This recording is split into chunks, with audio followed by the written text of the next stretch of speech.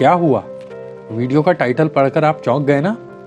आप में से कई लोगों को यह कथा नई लगेगी, किंतु ये भी उतनी ही प्रमाणित पुराण की कथा है जितना प्रमाणित भागवत पुराण है।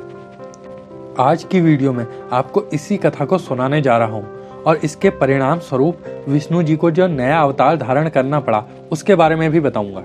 नमस्कार दोस्तों, मैं आपका दोस्त अंकित पाठक लेकर आया हूँ एक और विचित्र कथा। दोस्तों, कथा श्रीमद् देवी भागवत महापुराण की है। ध्यान देने योग्य बात यह है कि समस्त पुराणों के रचयिता वेद व्यास जी ने एकमात्र देवी भागवत पुराण को महापुराण कहकर समाप्त किया है। अन्य किसी भी पुराण को सिर्फ पुराण कहा है। तो चलिए अब आते हैं कथा में। एक बार वैकुंठवासी भगवान श्री विष्णु और माँ लक्ष्मी एक साथ बैठे थे। माँ लक्ष्मी के चेहरे को देखकर अचानक से विष्णु भगवान को हंसी आ गई, जिससे माँ लक्ष्मी ने इसे अपना अपमान समझ लिया और महालक्ष्मी क्रोधित हो गई। उन्होंने विष्णु जी को श्राप दिया कि आपका यह सर धड़ से अलग हो जाएगा। यह सब आदिशक्ति महामाया की लीला के कारण हुआ, जिससे लक्ष्मी और नारायण के बीच में ऐसा विवाद उत्पन्न हुआ। कुछ समय बाद हयग्रीव नाम का एक राक्षस हुआ जो कश्यप प्रजापति का पुत्र था। हयग्रीव नाम के उस महादैत्य ने सरस्वती नदी के तट पर जाकर भगवती महामाया की प्रसन्नता के लिए बड़ी कठोर तपस्या की। वह बहुत दिनों तक बिना कुछ खाए पिए भगवती महामाया के एकाक्षर महामंत्र का जाप करता रहा। उसकी इंद्रियां उसके वश में हो चुकी थी। सभी भोगों का उसने त्याग कर दिया था। उसकी तपस्या से प्रसन्न होकर भगवती ने उसे तामसी शक्ति के रूप में दर्शन दिया। भगवती महामाया ने उससे कहा, महाभाग, तुम्हारी तपस्या सफल हुई। मैं तुम पर अति प्रसन्न हूँ। तुम्हारी जो भी इच्छा हो मैं उसे अवश्य पूर्ण करूंगी। वर मांगो वत्स। भगवती की दया और प्रेम से ओत प्रोत वाणी सुनकर हयग्रीव की प्रसन्नता का ठिकाना न रहा। उसके नेत्र आनंद के अश्रुओं में भर गए। उसने भगवती की स्तुति करते हुए कहा, कल्याणमयी देवी, आपको मेरा नमस्कार है। आप महामाया हैं। सृष्टि की स्थिति, संहार तथा प्रलय आप ही करती हैं। आपकी कृपा से कुछ भी असंभव नहीं है। यदि आप मुझ पर प्रसन्न हो तो मुझे अमर होने का वरदान देने की कृपा करें। देवी ने कहा, दैत्यराज, संसार में जिसका जन्म होता है उसकी मृत्यु निश्चित है।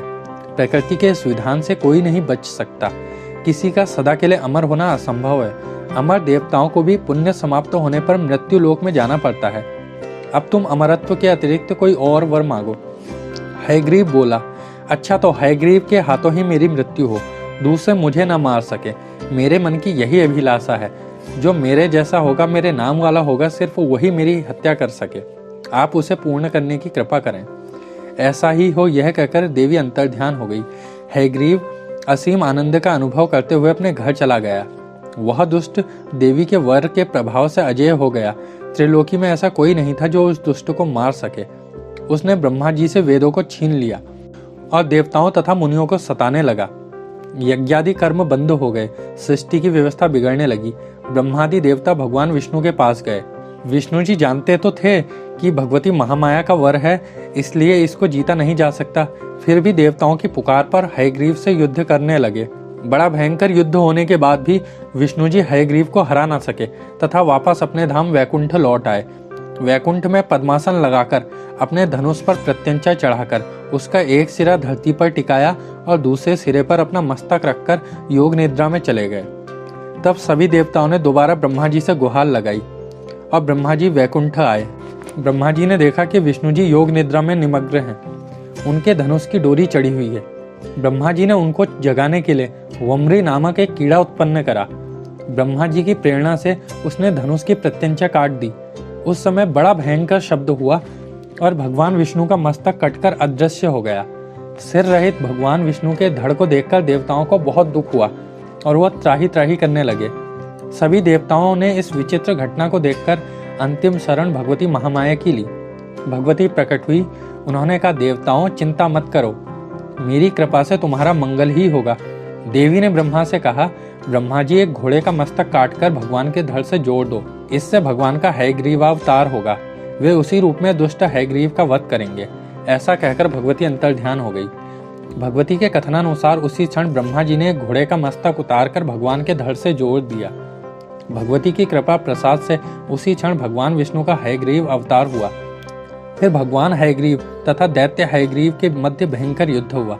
अंत में भगवान के हाथों उस दैत्य हयग्रीव की मृत्यु हुई। हयग्रीव को मारकर भगवान ने वेदों को ब्रह्मा जी को पुनः समर्पित कर दिया तथा देवताओं और मुनियों का सभी संकटों का निवारण कर दिया।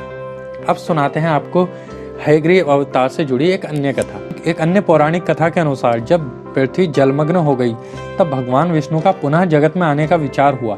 इसी विचार से वो योग निद्रा में थे, तभी उन्हें कमल के मध्य से 2 जल की बिंदु दिखे। उन्हीं 2 बिंदुओं से मधु और कैटभ पैदा हुए। मधु और कैटभ ने पैदा होते ही वेदों का अपहरण कर लिया और रसातल में चले गए, जिससे ब्रह्मा जी बहुत चिंतित हो गए और वेदों के उद्धार के लिए भगवान विष्णु की स्तुति करी। इस स्तुति को सुनकर भगवान विष्णु ने हयग्रीव का मूर्त रूप धारण कर वेदों का उद्धार करा। तो ये थी भगवान हयग्रीव के अवतार की एक अन्य कथा। दोस्तों, तो आपको ये कथा कैसी लगी? एक और बड़ी इंटरेस्टिंग सी बात है दोस्तों, आपने देखा होगा हनुमान जी की जब कभी आपने पंचमुखी मूर्ति देखी होगी तो उनमें से एक मुंह आपको घोड़े का भी दिखता होगा। वो जो घोड़े का मुख है वो यही हयग्रीव अवतार का मुख है। तो दोस्तों, आज की जानकारी कैसी लगी हमें कमेंट्स के जरिए जरूर बताइएगा। आगे भी इसी तरह की चित्र विचित्र कहानियां सुनने के लिए, जानने के लिए हमसे जुड़े रहिए। हमारे चैनल को सब्सक्राइब करिए, वीडियो को लाइक करिए। बहुत बहुत धन्यवाद आपका। जय माता की।